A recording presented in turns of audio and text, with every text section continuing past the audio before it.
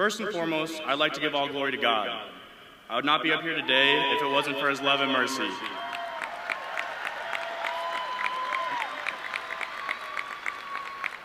Class of 2023, congratulations, we made it. We've made it through countless nights of long hours spent in the library studying for upcoming exams, made it through the trials and tribulations that COVID brought us, made it through days upon days, years upon years, avoiding the geese on campus so you don't get attacked and end up on Barstool Bronco. This moment we get to celebrate here today is built on memories. Memories of spending Friday night on this very field cheering on our fighting Broncos. Memories of the infamous Carol cooking up a mean breakfast burrito Saturday morning in the BRC. These memories that were made with the people sitting around you in the stadium today. Now, before you stop paying attention and start to scroll on social media, or even maybe try to sleep off last night's celebrations, shout out to all the graduates wearing sunglasses, I would like to recognize some very important people in the stadium, so please hold your applause till the end. To all the mothers in the crowd, thank you for being our rock. Thank you for always picking up the phone when we were feeling homesick. To all the fathers here today, thank you for lifting all the heavy stuff into our dorms freshman year, and thank you for always attempting to be on your best behavior during Parents' Weekend. To all the grandparents, thank you for the care packages, thank you for always checking in on us, and thank you for sending us grocery money that most likely got spent at Suds on Thursday nights.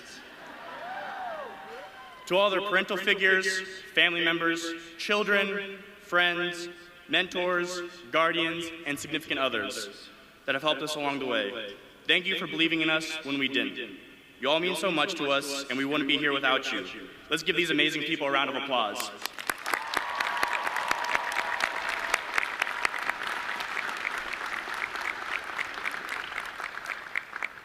Now, for the part of the speech that most of you will forget by the end of the day. In my time here at Boise State, there have been two recurring themes that have taught me very important lessons. These lessons have shaped the human being that speaks in front of you.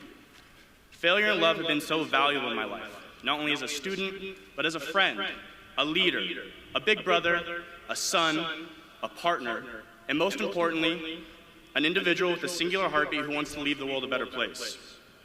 Failure is an interesting thing because as we graduate from college, the primary subject of conversation is rooted and surrounded by success. Like what grad school did you get into? Or what job are you going to be working once you graduate?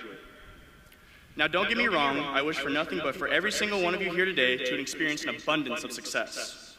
But during that climb to success, I also hope that you run into some failures along the way. I believe life is about failing. It's about appreciating the lows that are spent in the valleys, so when you experience the highs at the mountaintops, you're able to enjoy them to the fullest extent. I strongly believe that failure is the catalyst of growth. And in order to fail, you must be willing to constantly challenge yourself day in and day out. From personal experience, I have learned how valuable it is to step out of your comfort zone. A YouTube group that I have fallen in love with over the last 5 years is known as Yes Theory. And one of their models they have built their community around is seek discomfort. They believe that when you step outside of your comfort zone and embrace the discomfort, that is when you can most truly see the most amount of growth in your life. Now to my first and best friend that I made in college, Ryan Arzu. This is not me giving you the green light to go rob a bank, but more of a friendly reminder to take that leap of faith when it feels uncomfortable. If you are afraid to start over or afraid to put all of your eggs in one basket, I encourage you to go for it. The late Kobe Bryant once said, "Put all your eggs in one basket, and if it doesn't work out, go get some more eggs." What Kobe is saying is so simple but so profound. People, including myself, are so afraid of the idea of failure that they will stop themselves from ever even trying. One of the best pieces of advice I've ever received was, what if it turned out better than you could have ever imagined? Go for that business startup. Go open up that coffee shop you always dreamed of. Drop everything and go travel the world. If it doesn't work out, it's okay to start over. It's okay to start fresh. A quote by Brianna Weiss changed the way I viewed starting over. She says, "In fact, I hope you start over all the time, not by burning bridges or ditching town or closing yourself to what you have, but by no longer fearing what you don't. I hope you spend your free afternoons working on the skills you need to have for the job you want someday. I hope that you're not supposed to look the way you did in high school or really want the same things. I hope you ask yourself, what do I want now? every time it occurs to you to do so. I hope you learn that there's only one way to guide your life, and it's by consistently focusing on the next right step. So, class of 2023, you're going to experience failure your entire life. It doesn't magically disappear when you turn 30 or 40 or even 50. Failure is inevitable, so the sooner you can accept it, the sooner you can learn from it. Running into failure can do two things. It can harden the heart, or it can soften it. Failures can make us bitter, or they can make us gracious. And I believe the only way you ever truly fail in this life is if you stop trying. So if you get knocked down 10 times, get up 11. And from this day forward, I plead to you, go out and fail. Go out and try something new. Go out and completely suck at something. The lessons that we learn from our failures will make this world a better place. Now, as you take your next steps in this amazing journey we call life, you're going to run into setbacks and failures. So don't run away from them. Accept them and lean into them. Never forget that failure is the catalyst of growth. Another theme of my Boise State experience that has been so crucial over the past 4 years is love. Today I'm not going to focus on the romantic type of love. I want to focus on the importance of loving others, but also how important it is to love yourself. But to all the people who are in happy, committed relationships, congrats. I'm happy for you, I guess. Thanks for always rubbing it in my face. Shout out to all my single people in the crowd. Going back to that YouTube group, Yes Theory, another model they have built their company on, and one that I hold near to my heart, is love over fear. In today's world, I have noticed that fear has taken over instead of love. We are defensive or get angry if someone does not have the same idea, belief, lifestyle, political alignment, or even professional sports team. Shout out to Steph Curry and the Warriors. But the list goes on and on. What I challenge all of you here today is next time you disagree with someone, show love first. Now I know that may be challenging when talking about Thanksgiving dinner with your relatives, but just try it once. Love is such a powerful and infinite thing, and I believe it what keeps this world spinning. You have no idea what is going on in someone else's life, and showing love and compassion to a complete stranger could make a difference that you will never know.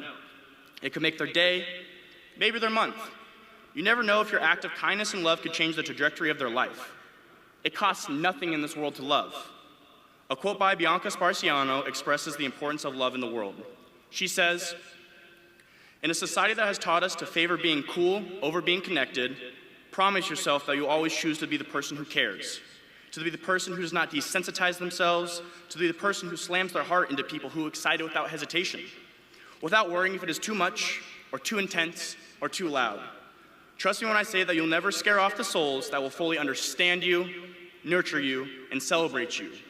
By being open to this world, by being honest, by being the kind of person who loves deeply." She goes on to say, "Be all that you are, be all that you are." Graduates, I have a firm belief that love is what the world needs the most right now.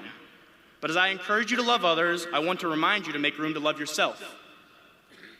From the moment you take your first breath to the moment you take your last, you are the only person in this world who's going to spend every single second in between with yourself. Allow those moments to be filled with loving the person you see in the mirror. I truly believe that the spring class of 2023 can go out and change the world. All we need to do is choose love over fear. Now there's one last piece of advice I'd like to share with you all. I heard this little poem from one of my biggest heroes and inspirations in my life. She's actually here today. Everyone wave to my mother over there in the crowd. Hi, Mom. My mom told me this: hate has 4 letters, but so does love. Enemies has 7 letters, but so does friends. Lying has 5 letters, but so does truth. Failure has 7 letters, but so does success.